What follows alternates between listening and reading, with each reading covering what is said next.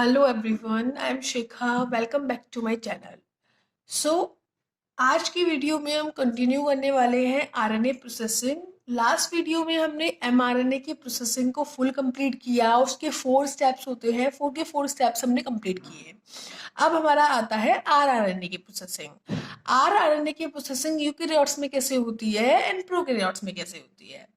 RRNA की processing में 4 steps होते हैं: cutting, trimming, splicing, chemical modification and RNA editing. Eukaryotes में ये 4 के 4 स्टेप्स परफॉर्म होते हैं। आप सब जानते हैं प्रोकैरियोट्स में जो एडिटिंग होती है, प्रोसेसिंग होती है आरएनए की, वो बहुत कम होती है। इसलिए यूकेरियोट्स में तो चारों के चारों स्टेप्स परफॉर्म होते हैं। पहले कटिंग, ट्रिमिंग होती है, देन स्प्लाइसिंग होती है, देन केमिकल मॉडिफाई होता है आरएनए, देन आरएनए में एडिटिंग होती है। बट प्रोकैरियोट्स में सिर्फ 2 स्टेप्स परफॉर्म होते हैं, that is cutting, trimming and chemical modification. Splicing and RNA editing नहीं होता। यूकेरियोट्स में आरआरएनए में 4 सब यूनिट्स होती हैं। 4 टाइप के आरआरएनए होते हैं: 5s rRNA, 5.8s, 18s, 28s rRNA. इनमें से 5s rRNA RNA polymerase third से बनता है, उसको प्रोसेसिंग की रिक्वायरमेंट नहीं होती। बट जो 5.8s, 18s and 28s rRNA हैं, वो हमारे आरएनए पॉलीमरेज फर्स्ट से ट्रांसक्राइब होते हैं। इनको प्रोसेसिंग की रिक्वायरमेंट होती है बिकॉज इनमें फुल एक 45s आरआरएनए बनता है। उसी 45s में ये तीनों प्रेजेंट होते हैं और इन तीनों की प्रोसेसिंग होती है। देन ये तीनों rRNA 5.8s, 18s, 28s rRNA फिर हमारे अलग अलग आ जाते हैं। अब क्या है, पहले हम पढ़ेंगे कटिंग एंड ट्रिमिंग के रिगार्डिंग। कटिंग एंड ट्रिमिंग क्या होते हैं? कटिंग का मतलब होता है फुल कट करना। ट्रिम का मतलब होता है वो जो पार्ट कट हुआ है फिर उसको ट्रिम करना। ओके, 1 और 2 न्यूक्लियोटाइड को निकाल के उस पार्ट को ट्रिम करना अच्छे से। जो कटिंग होती है वो एंडोन्यूक्लियसिस के उससे होती है। कोई भी हमें एंड जनरेट करना है तो क्या करेंगे, हम सीधा कट कर देंगे। एंडोन्यूक्लियसिस जो होते हैं बीच में से सीधा कट कर देते हैं। देन हमारे एक्सोन्यूक्लियसिस साइड में से 1 और 2 न्यूक्लियोटाइड को रिमूव करते हैं, ट्रिम करते हैं हमारा 3' एंड और 5' एंड जनरेट करने के लिए। पहले होती है हमारी कटिंग एंड ट्रिमिंग। कटिंग जो होती है वो एंडोन्यूक्लियसिस की हेल्प से होती है, ट्रिमिंग एक्सोन्यूक्लियसिस की हेल्प से होती है, जिसकी वजह से हमारा जो 5' एंड 3' एंड होते हैं वो जनरेट हो जाते हैं। अब आता है हमारा second step. Cutting and trimming हो गई है, उसके बाद हमारा स्प्लाइसिंग हुआ है। स्प्लाइसिंग में इंट्रॉन्स का रिमूवल हो जाएगा और हमारा एक्सॉन ज्वाइन हो जाएंगे। हमने इससे पहले एमआरएनए में स्प्लाइसिंग पढ़ा है। स्प्लाइसिंग उसमें जो होता है वो स्प्लाइसोसोम की हेल्प से होता है, स्प्लाइसोसोम कॉम्प्लेक्स की हेल्प से होता है। बट हमारा इसमें स्प्लाइसिंग जो होती है वो सेल्फ स्प्लाइसिंग होती है। ये खुद ही स्प्लाइसिंग करते हैं, कोई स्प्लाइसोसोमल कॉम्प्लेक्स इन्वॉल्व नहीं होता। नॉन स्प्लाइसोसोमल मीडिएटेड स्प्लाइसिंग होती है। इंट्रॉन 2 टाइप्स के होते हैं: intron group first, intron group second. Group first intron, group second intron. MRNA में हमारे इंट्रॉन होते थे जीयूएजी इंट्रॉन, एयूएसी इंट्रॉन। यहाँ पे हमारे 2 इंट्रॉन होते हैं, group first intron, group second intron. Group first intron तो हमारे प्री आरएनए जीन्स में भी प्रेजेंट है, ऑर्गेनेल जीन में भी प्रेजेंट होते हैं। अब इसमें स्प्लाइसिंग होती कैसे है? ग्रुप फर्स्ट नॉन में सेल्फ स्प्लाइसिंग होती है, बट ये हेल्प लेते हैं। सेल्फ स्प्लाइसिंग का मतलब है ये स्प्लाइसोसोम की हेल्प नहीं लेंगे, बट इसमें अटैक करने के लिए जो जी होता है वो बाहर से आता है। होता क्या है, ग्रुप फर्स्ट नॉन में ये हमारा ग्रुप फर्स्ट इंट्रॉन में ये हमारा एक्सोन है, ये हमारा एक्सोन है, ये हमारा इंट्रॉन है, ये हमारा एक्सॉन है। ओके, और सब में हमारा ब्रांच पॉइंट प्रेजेंट होता था, दैट इज ए। यहाँ पे हमारा ब्रांच पॉइंट प्रेजेंट नहीं होता, तो यहाँ पे कोई भी जी आता है, चाहे वो जीटीपी हो, चाहे वो जीडीपी हो, चाहे वो जीएमपी हो।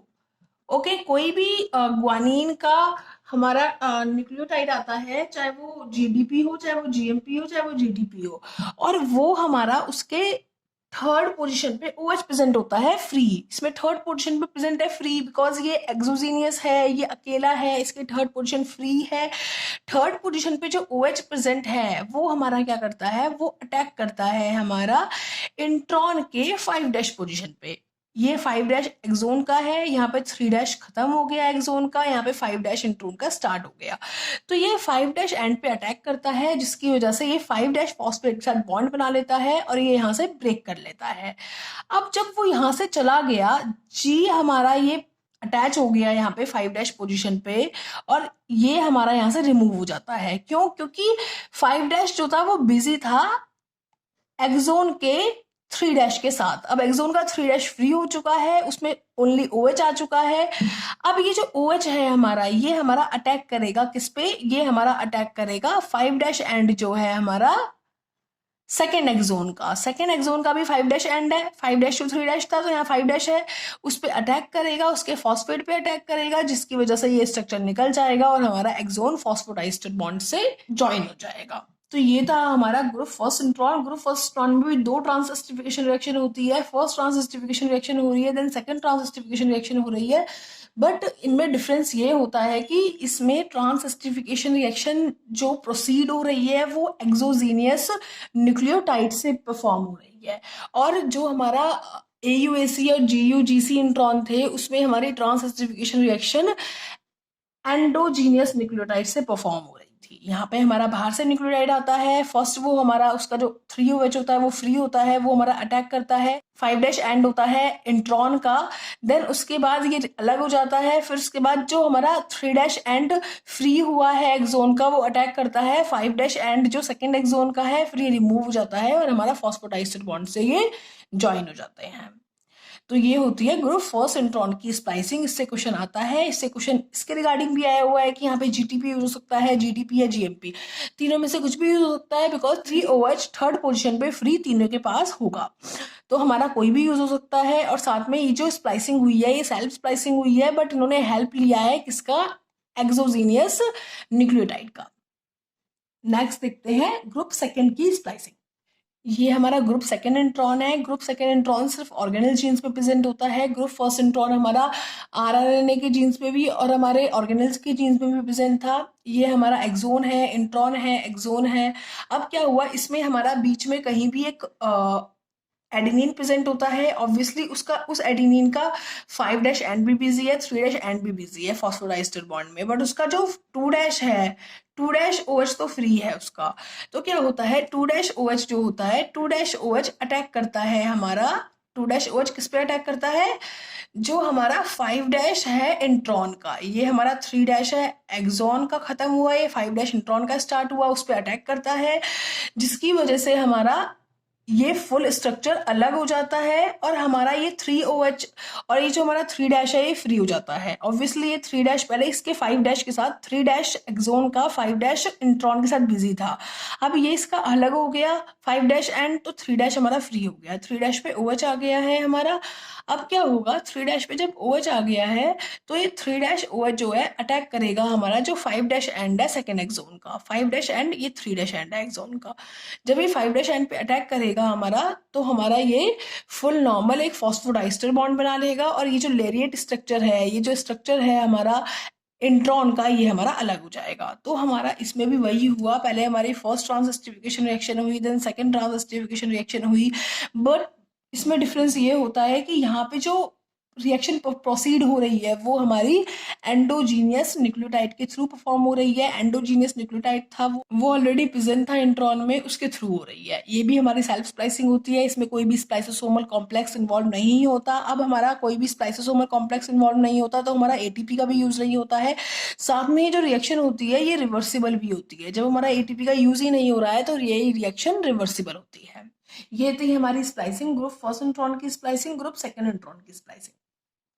अब क्या आता है, जो हमारा RNA में ग्रुप फर्स्ट इंट्रॉन है, ग्रुप सेकेंड इंट्रॉन है, ये दोनों ही इंट्रॉन हमारे प्रोटीन का फॉर्मेशन करते हैं। यूजुअली क्या होता है, इंट्रॉन जो होते हैं वो कोड नहीं करते किसी भी प्रोटीन को, किसी भी एंजाइम को कोड नहीं करते हैं, बट कुछ इंट्रॉन्स होते हैं जो कोडिंग इंट्रॉन भी होते हैं।